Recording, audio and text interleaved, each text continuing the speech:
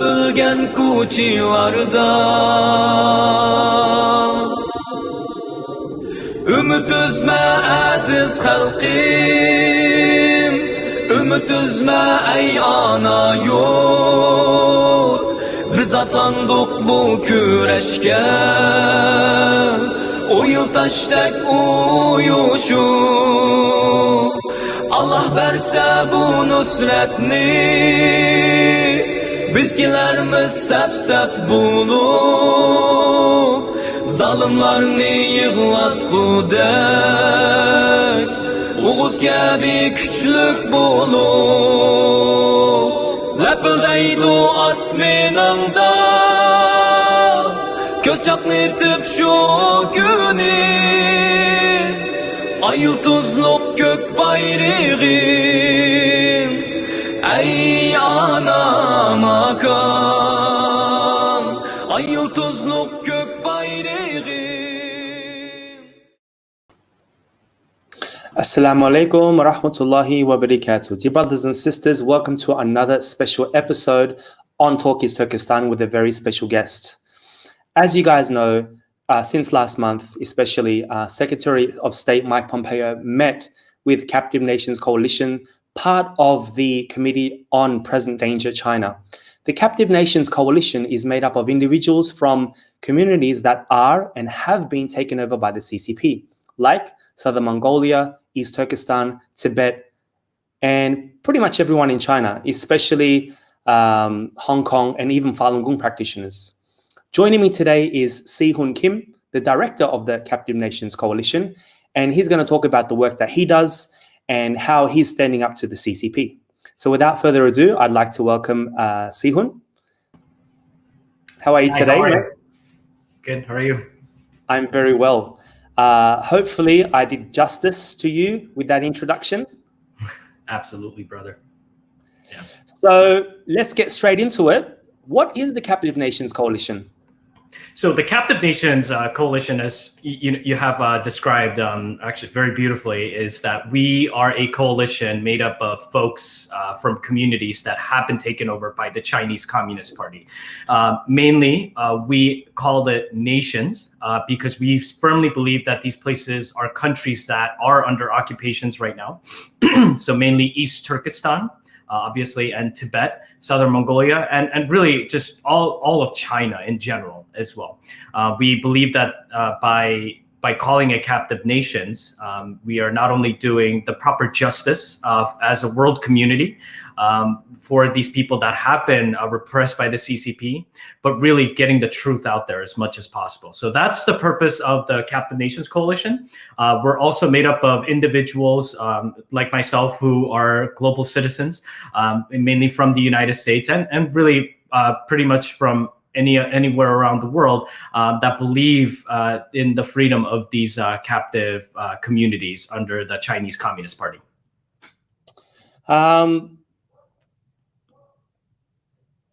The State Department under the previous administration and Mike Pompeo had broken or has broken the decades of US policy in being openly critical of the Chinese Communist Party's brutal oppression of various groups, such as you mentioned, the Uyghurs, Tibetans, Southern Mongolians, and others. Do you see this continue under the new administration under Biden? Well, we shall have to see at this point. But at this point, also, we can only talk about what we hope for, right?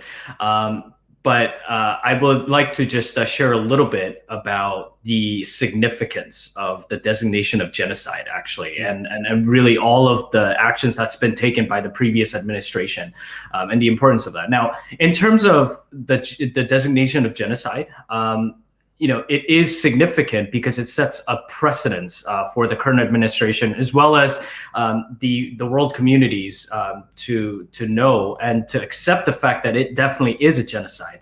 And by designating it as a genocide, we can also pretty much designate the CCP for what it really is, as a transnational criminal organization. But before I get into that a lot more, I said that we can only hope for it, but let me take that back a little bit. I think we can this is a time to accept a few things as a global members of society. And one of them is the fact that the conventional way of doing business with China in all aspects, whether politically, financially, or whatever it may be, is over. And the reason why I say it's over is it's not because of the recent pandemic that's been happening, but really because we've seen the truth of the CCP and its mannerisms and how it's spreading its repression across the world, being really unfolded in the last year or so. And so with all of that in mind, I think it would be logical for many of us to expect that any administration, be it the United States or anywhere around the world, to be a lot more aggressive towards the Chinese Communist Party, and that accept the fact that there is no going back in terms of carrying on with business as usual, which was pretty much letting them win on every front. You sort of just mentioned something really important. The Captive Nations Coalition is working towards getting countries to recognize China as a criminal organization. I've, in the past, called them a terrorist organization. Could you tell us about how you are going about getting this label for them to be labeled as a criminal organization? Right. So I think I should start by, telling your viewers that we have personally met with the former Secretary Mike Pompeo and the significance behind that. Now, a month before the designation of genocide, myself and including the leadership of the Committee on Present Danger China, Frank Gaffney, Didi Laugesen, and members of the Captive Nations Coalition as representatives of captive nations, right? That's the key word, from East Turkestan, Tibet, Southern Mongolia, every single one of them who were actually born and raised there, mind you. And we even had a Hong Kong American there, and then someone from Kazakhstan as well, who to really represent the fact that the practice that the CCP that has been the practice of repression by the CCP is spreading, and we wanted to really symbolize that during the meeting. And so we've met with Secretary Mike Pompeo, and he gave each member of the Captive Nations Coalition sort of like an independent voice to really say what they wanted to say, right? And it was extremely inspirational. It was extremely inspirational because he not only sympathized, which is a sort of like the attitude that we've been seeing from a lot of officials, but with no action, unfortunately. But he also noted the significance and the importance of recognizing the Chinese Communist Party for what it is, which is a threat to the rest of the world, right? And so after the meeting, especially going back to our representative from East Turkestan, I've never felt so, I would say, relieved, but so heartwarmed in my entire life, during that meeting, because before we left the meeting itself, I've actually had a chance to overhear a conversation between our sister Kalwa Norgeni, who was representing East Turkestan, with Secretary Mike Pompeo. And this was after she explained to him that her sister recently was arrested and was sentenced to 17 years. Well, she was detained in concentration camps, of course, but she was recently sentenced to 17 years, 10 years for having a Quran, and I think 7 years for praying for her father after he passed away a couple of years ago. And so basically, just to wrap it up on that regard, Secretary Pompeo, told her just very sincerely, my wife and I will be praying for you. And lo and behold, a month afterwards, I don't know if that was the main reason. I'm pretty sure it was not, but it was one of the reasons that are out there. Before he left office, he designated what's happening in East Turkestan as a genocide. So those are the things that we are doing. Those are the steps that are being taken in order to recognize CCP for what it is, a transnational criminal organization. And the designation of the genocide itself is a major step in order to achieve that. But we also believe that it shouldn't only be the action of the administration, but it should be backed up by general society. It's amazing the work that you're doing, but let's just take a step back a bit and let's hear your story. If I'm not mistaken, you were, I don't know if you would call yourself a pro-CCP, but you definitely weren't anti-CCP. How did you get to this stage? Well, I think the best word to use it is in this regard is enlightenment, really. And I say enlightenment because, before I became what I am today, until I guess the end of high school, I was so enamored by everything about China in general, right? Like, I was an avid reader of the CCTV and its propaganda. I was watching their TV shows, and in the Beijing Olympics, there are, before they raised the flag, which was really cool. I mean, the fact that they've had all this like duck, the duck marches and everything was just so perfectly in line. And there was a group of children dressed in different ethnic garments or whatever it may be, carrying the Chinese flag, right? And they're all smiling, happy, right? And this was in addition to, a lot of the harmonious ethnic, relations that China has been promoting, right? And so I thought that China was going to be the answer to the world. I thought that China was going to be the model for the world, for all of us to follow, because look, I mean, everyone's happy there. It seems like, they didn't have a history like the West or, whatever it may be, right? But then, I looked over a crucial factor, which is to simply talk to those people that has been oppressed by the CCP. And also consider those people who have been oppressed by the CCP as just the propaganda tools, right, by the West or whatever it may be, right? So I guess talking to these folks, but also at the same time actually doing my research made a huge difference. And even just getting here today as an avid supporter of the people of East Turkestan, whether it be Uyghurs, Kazakhs, Kyrgyz, Uzbeks, or whatever it may be, I began to develop this feeling or this connection with everybody that I'm working with, truly as a brother. And I say this because one simple question came into my mind as I was initially starting my journey. I asked myself, what if this was my mother, my sister, or my cousin or my father, right?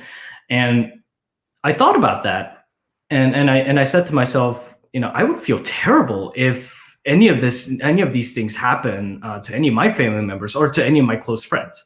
And so that was part of my enlightenment experience. And even just getting here, I was extremely also humbled by the courage and really the great hospitality that comes out of this genuine heart of these people that really changed my mind, and that really changed my heart into really just doing the right thing or trying to do the right thing all the time. Wow. This brings me to my next question, which is how the Captive Nations Coalition is raising awareness about Chinese oppression so that others can be, quote unquote, be enlightened like you. Well, I think in terms of being enlightened, right, the tools are already out there, right? The tools are already out there for everyone to get out of this pro-CCP mindset if they're in one right now. But also as the Committee on Present Danger China and with the Captive Nations Coalition, I think the best word to use in this case is fighting on. Right, and I say fighting on because we're fighting a monster that's been sort of groomed by, let's be honest here, by all of us, with our ignorance, with our tolerance of its growth for many years, our complacency to a certain degree, right?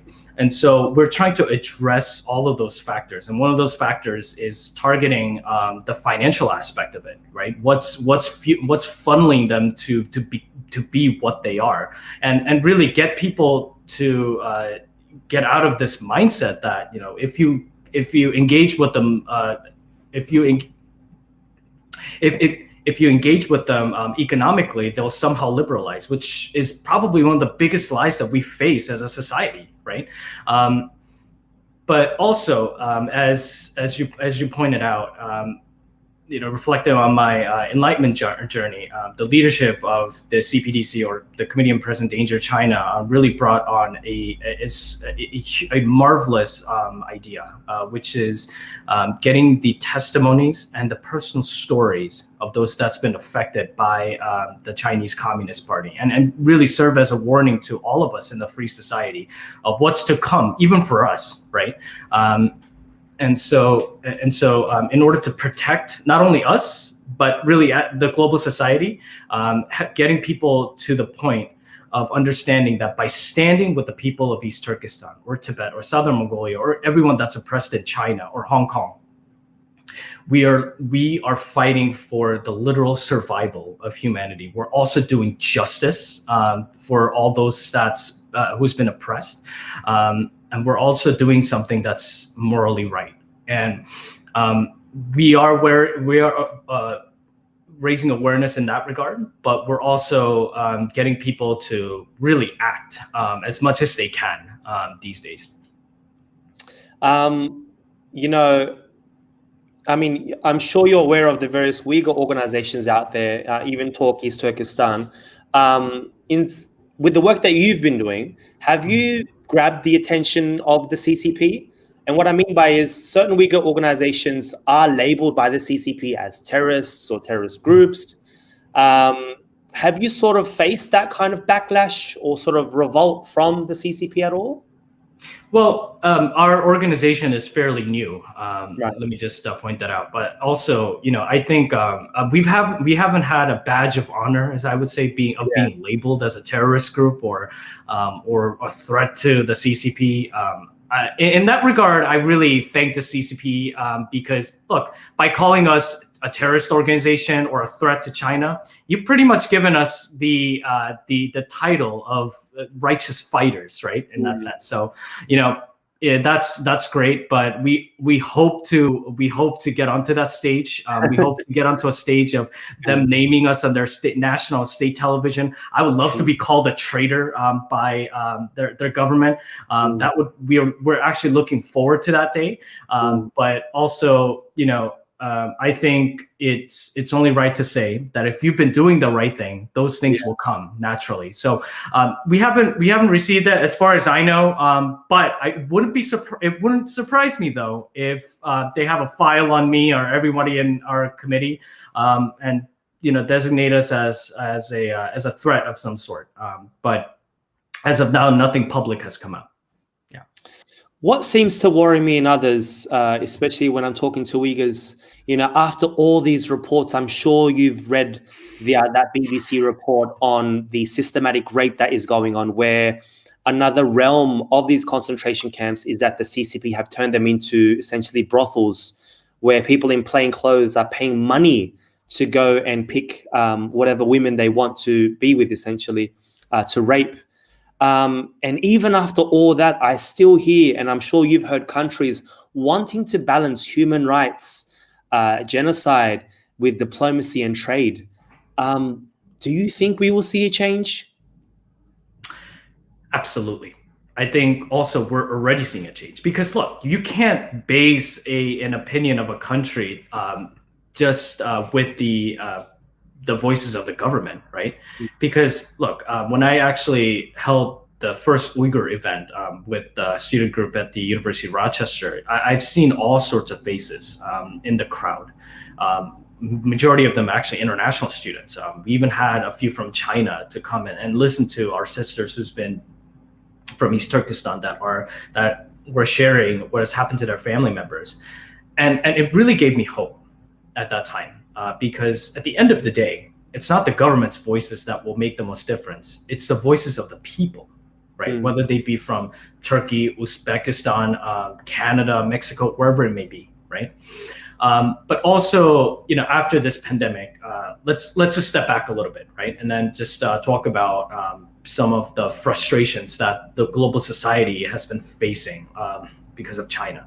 I think it's very clear that countries, especially those who are in the Belt and Road Initiative nations, right, are feeling the frustration of China literally taking over their sovereignty, taking away their national resources, taking away, a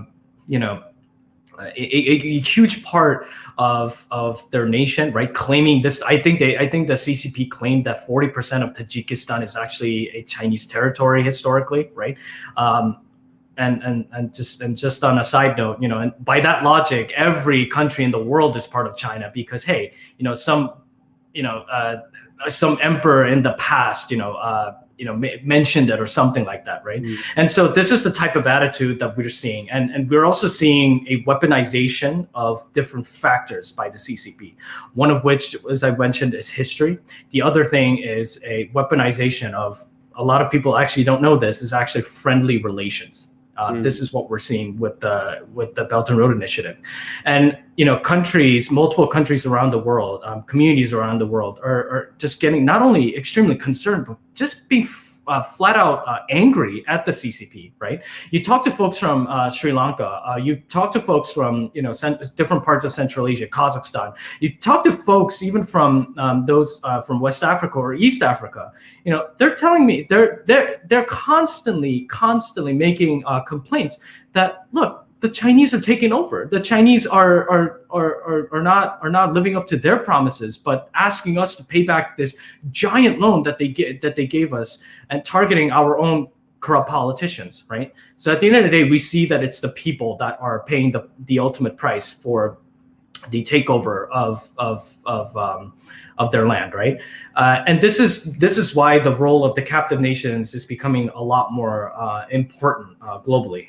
The reason is because a lot of these countries are actually now seeing that whatever is happening to them has already happened to countries like East Turkestan, Tibet, and Southern Mongolia. And I think as a supporter for the people of East Turkestan, this is actually one of the major ways in order to wake up the world that if you do not act properly, you will end up like East Turkestan. You will end up like Tibet or Southern Mongolia, right? And and with everything that you've just mentioned, the systematic rape, I'm going to go as far as to say an attempt to exterminate a group of people, right? And I'm also going to say that there is a huge presence of Han supremacism, right? And I'm not saying all Chinese people are like that, but there is a push of Han supremacism by the Chinese Communist Party. And we have to accept it for what it is. We have to recognize it for what it is, right? And so, with all of that in mind, though, people need to understand those are only a part of what's driving the CCP for doing what they're doing. We heard from our sister Tursane, right? And there's Mihir Gul Tursun and Zumrat Daoud and Sargo Gulbe, everybody, right? All these sisters are getting just basically destroyed, and mind you, these are the people that represent the entire systematic oppression that's been given upon these people. So it shouldn't surprise us for those who has been fighting for this issue, but also this is a warning to the rest of society that whatever we have seen in being done in places like East Turkestan can be repeated all over the world. So that is not only gaining sympathy at this point, but I see actually the global society standing up, not in not too distant future, because people are already standing up. And with the I don't know what's happening with the mainstream media, but it's not being covered as much. But you can silence people only to a certain extent, right? And these are the people that matter the most. So now a question about China's soft power and also on social media. You will notice that when you post something about this, and even once this video comes up, you will get a lot of, say, trolls attacking and a lot of people buying what those trolls do. And obviously China doesn't spend that money on the 50 Cent social media army for nothing. So what do you say to those that say that organizations like Captive Nations and others are merely propped up by the West or quote unquote the CIA to dismantle or cause rifts within China, and that the Uyghurs, Tibetans, and others are used by Western governments so that they can get 5 to 10% extra in their trade deals? Well, I think that just shows the pathetic attitude by the Chinese Communist Party itself. I mean, think about it. If you look at, I want your viewers to understand something. If you look at the types of things that these trolls say all the time, they're always talking about the same exact thing, right? Oh, if you criticize China, you must be working for the CIA. If you criticize China, oh, you must be attacking our financial sector, just trying to cause rifts in society or whatever. And here's the thing. Every country has an agenda. Every single country does. But here's the difference between the place that we live in, right, and places that they live in. In the place that they live in, right, you have to follow a certain quota under the name of national security, or the keeping country as one, right, whatever that may be. So henceforth, the voice of the government becomes basically the voice of God, right? The driving force behind the lives of everyone that's living out there, whether they realize it or not. On the flip side, though, we are living in a society where you can actually criticize the government and criticize every part of your society, right, as we see fit. And we have the right to make the necessary changes as we see fit, right? And so for them to say something like, oh, well, you're working for the CIA or et cetera, that just shows all of us that they don't understand what a free society looks like, right? And also at the same time, I know that people are afraid. I know people are, quite frankly, getting tired of these online trolls. I personally have been described as a nightmare for the CCP trolls online. The reason is because of this, because sometimes I think it's important to realize that we in the West and the rest of the world, we can't be on the defensive anymore. See, that's part of the problem. We've been trying to keep our quote unquote principles, right, of trying to be the calm people, try to be the people with reason, and we really should be, and that should never be abandoned. But also at the same time, you could be a bit aggressive too and play them in their own game. So. That's exactly what, being me, that's exactly what I did, So I started a challenge. I think I actually got blocked by more online trolls than probably anybody else, because I started this challenge that that every time they post something, I post a picture of Xi Jinping with the Winnie the Pooh, right, for example, and say let's all of us enjoy the benefits of free society, and let it be known that even the online trolls are enjoying, the things that we enjoy. Thank you for inspiring us to criticize the Xi Jinping, right? That got me blocked by so many of these online trolls on Twitter, and I even started a challenge that every time they post something, we would post 10 more posts, about anti-CCP. So stuff like that we could definitely play in their games, and also going back to your original question. In terms of the existence of the captive nations itself, look, it was in the Soviet times, the places like the United States and elsewhere around the world were havens for people of these captive nations within the Soviet Union to make their voice, right? To talk about independence, to talk about a genuine freedom, and really, as long as the country provides the rights for them to, to say what they want to say, who cares what, where it is, right? It can be in the West, it could be in the middle of Tanzania, right? It could be, somewhere in Malaysia. It doesn't matter, right? And so that's something that they need to realize. And really, whenever they say whatever they say, we're just simply looking at, we are just simply looking at the overall pathetic attitude by the CCP, and really people shouldn't take any heed to that, And also, I would also like to tell your viewers that the CCP trolls have no creativity whatsoever, because they have to keep to a certain guideline. So you shouldn't really worry about them. So you're saying we should follow or take a page out of China's wolf warrior diplomacy handbook? No, well, not really, because look, the wolf warrior diplomacy is a failed diplomacy. It's a very pathetic way of like dealing with things. What I am saying is that we can actually be on the offensive as well, fighting against them, and showing them that we mean business, right? We are not going to be on the offensive anymore, Yeah. right? By keeping to our principles at the same time. I'm also not advocating violence. All I'm saying is call them out for what they are.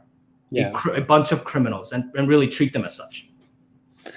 Okay, sort of the last question, and hopefully if there's anything else that you want to add, please do so as well. What do you advise people to do to spread the awareness and the danger of this criminal organization? So spreading awareness can come in many forms. One of the ways is by constantly talking about it with those around you, right? And encouraging everyone to do their research. But also, I would like to ask everyone to just simply reach out to these organizations that are working with communities like these, right? I remember we just recently talked to some folks, some Uyghurs folks in Turkey, and the amount of sadness that they're feeling, the amount of, I would say, helplessness and loneliness to a point because of the lack of more support by the community. It's just the global community. It's staggering. I think we can start by letting them know that they are not alone. We can also start by letting them know that we are on the offensive now, and that we will not take crap from the CCP anymore, but really fight on. And we can also let everyone know, not just the Uyghurs, but the Tibetans, the Southern Mongolians, and the rest of people in China that are fighting against the CCP, that the global society is in fact behind them, no matter what these world governments say. Right, and one thing that we can do as part of our offensive measures is let's be creative, right? So one of the things that I personally did last year, and would like to I encourage all of your viewers to do, is that Ramadan is coming up, right? For example, right? A large portion of people of East Turkestan are Muslim, right? So what I did last year was, during the pandemic, I couldn't cook iftar meals for a lot of people, but what I did was I cooked a bunch of small meals for our Muslim friends across my town, and with the message that says, please pray and support the people of East Turkestan, right? And just deliver that. And really, I'm not a Muslim, but this is a great way to stand with our Muslim brothers and sisters, but also at the same time get everyone together, right, united together, to stand for people that are truly oppressed, and even and really live out this one principle of Ramadan, where you act out of charity, right? And so this year I'm going to be doing the same exact thing. I would encourage everyone, whether you're Muslim or not, to do that. But also, on a final note, I would like to say, please visit the presentdangerchina.org. It's a website of the Committee on Present Danger China. We're actually going to be developing a special section for the Captive Nations Coalition, and we will name the 3 countries that are there: East Turkestan, Southern Mongolia, and Tibet. And I think it's now high time for us to say that this is no longer just a simple human rights issue. People have to now look towards these seriousness, really, with all seriousness, the importance of recognizing nationhood for these places. Because look, if you do not have a level of independence to a point, there's no guarantee of human rights. There is no guarantee of total freedom. Hong Kong tried to work that out with China, it failed. Tibet tried to work that out with China, it failed, right? And so on and so forth. So CCP is not the type of quote unquote government that keeps its promises. It doesn't, right? We're looking at an entity that just is built on complete lies and a crime. So I think by recognizing all of that, we are going to be taking a major step in designating them officially for what they are. And I would encourage everyone to keep speaking out, to keep talking about this in their communities, but also be creative, right? Like like the ones that I just described. That's something that everyone can do, and create a stronger community at the same time. And because look, we look at what's happened to these captive nations. These captive nations were taken over partly also because of the fact that they were lied to. They were they were given all these benefits, right? And the CCP also created factions among these nations before they were completely taken over. We have to tell the CCP that that's not going to help. That's not going to work with us, and that people of these captive nations are already all united, and they are striving to be united for the future. And so they should be scared. So that's what we should be all doing. And please support us in our work as much as possible, and we will let everyone know of the progress that we will be making in the near future. I want to finish on a lighter note. I just want to hear the story behind this picture. So basically the story being like, where did you get the hat from, and just to finish on a lighter note. Sure. So that dopa was actually given to me last year during my trip to Virginia, where there's a huge number of Uyghur community is based in, and I was actually staying with a very good dear brother of mine after visiting the community, and I previous to that I was thinking, and I asked the community members, hey, do you know where I could get a dopa for myself? It looks very beautiful, and I would like to just keep it as a reminder for myself of what I'm fighting for, right? And this brother actually came and said, hey, give me an hour, right? And he comes back with this dopa from the community center, and he got all of his friends in front of me and said, on behalf of the Uyghur people, for people of East Turkestan, we would like to give you this hat. And that was also given to me because what a picture of me was circling around the Uyghur community circles of where I painted a huge flag of East Turkestan in 2019 in the tunnels of my university, and that just went pretty much viral. And again, there's a huge story behind that. The Chinese Students and Scholars Association, they painted over it, saying that this is propaganda afterwards, and so on and so forth. And it became a huge issue back then. But it really that picture that you just showed,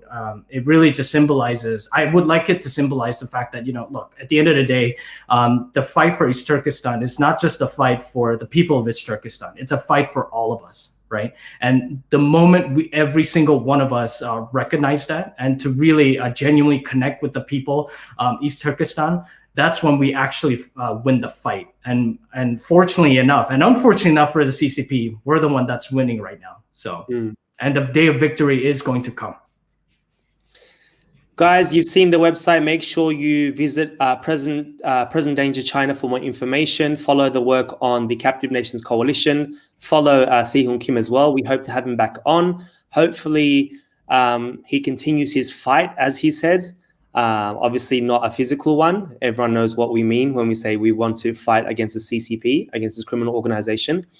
Don't log off, Hoon Kim. I got a few questions after the show. I'm just going to round out the show now. Brothers and sisters, until next time, Assalamu alaikum wa rahmatullahi wa barakatuh. Ümit üzme aziz halqim,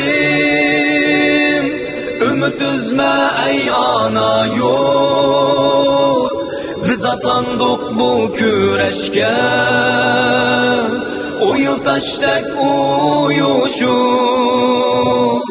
Allah verse bu nusretni, bizgilerimiz sep bulur.